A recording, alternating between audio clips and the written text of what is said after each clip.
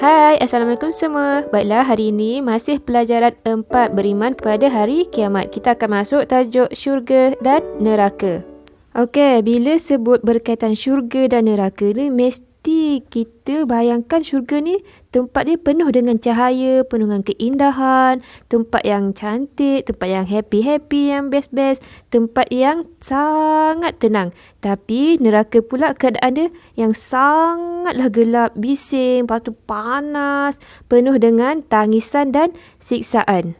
Jadi, percaya kepada syurga dan neraka ni termasuk dalam perkara yang wajib diimani. Dan kewujudan syurga dan neraka ni adalah perkara yang benar. Syurga adalah tempat kembali untuk orang-orang yang beriman kepada Allah Subhanahu Wa Taala, orang yang taat kepada Allah, orang yang melakukan amal soleh semata-mata untuk mendapat keredaan Allah Subhanahu Wa Taala. Nikmat syurga adalah satu perkhabaran gembira untuk orang-orang yang beriman yang melakukan amal soleh dengan ikhlas semasa hayatnya di dunia, semasa hidup dia di dunia. Manusia yang dapat rahmat Allah dengan cara mendapat keampunan dan pertolongan daripada Allah akan dimasukkan ke dalam syurga. Jom kita tengok pula sifat-sifat syurga ataupun ciri-ciri syurga tu sendiri secara umumnya. Okey. Syurga ni banyak disebut dalam Al-Quran dan hadis. Antaranya yang pertama dalam surah An-Najmun ayat 15. Okey. Dia sebut Jannatul Ma'wa. Jannatul Ma'wa bermaksud syurga kediaman yang diperbuat daripada zamrud hijau sejenis batu permata. Yang kedua surah Al-Furqan ayat 15. Jannatul Khuld yang bermaksud syurga yang kekal yang diperbuat daripada permata berwarna merah dan kuning. Seterusnya yang ketiga surah Al-An'am ayat 127. Darussalam. Perkataan Darussalam membawa makna negeri yang aman sejahtera. Okey. Syurga Darussalam ni diperbuat daripada permata yang berwarna merah. Okay, sifat-sifat syurga seterusnya. Okay. Syurga adalah tempat istirahat bagi orang-orang yang beriman dan beramal soleh, iaitu orang Muslim. Okay, bila sebut tempat istirahat ni, mesti kita bayangkan tempat tu mesti cantik, bersih, wangi, tenang.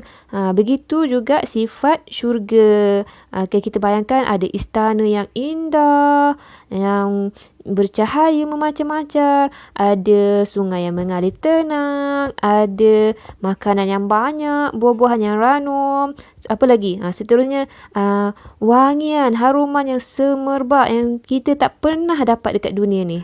Baiklah, kita tengok neraka. Okay, neraka ni lawan kepada syurga. Syurga ni merupakan perkhabaran gembira. Tapi neraka merupakan perkhabaran yang menakutkan. Okay, neraka ni sebuah tempat kembali bagi orang-orang yang ingkar.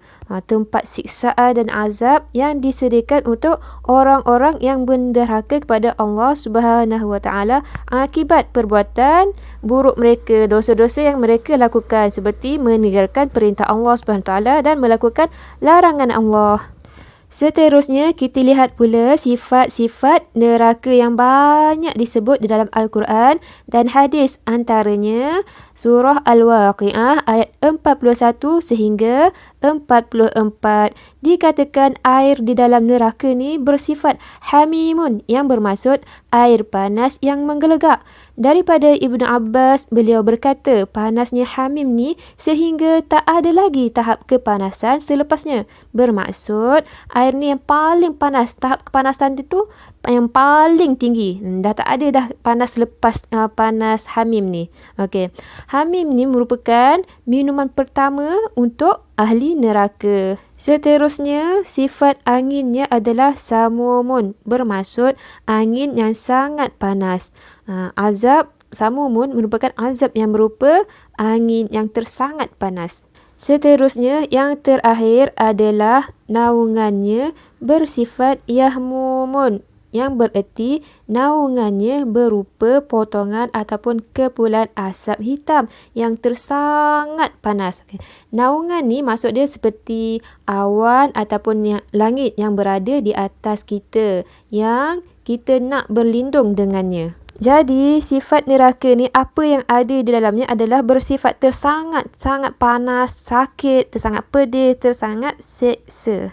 Kesimpulannya, sifat syurga dan neraka yang disebut sebenarnya tak boleh terjangkau di akal fikiran kita. Kita tak boleh bayangkan keadaan sebenarnya. Dan kita tak boleh juga bandingkan keadaan syurga dan neraka tu dengan segala yang ada dekat dunia ni.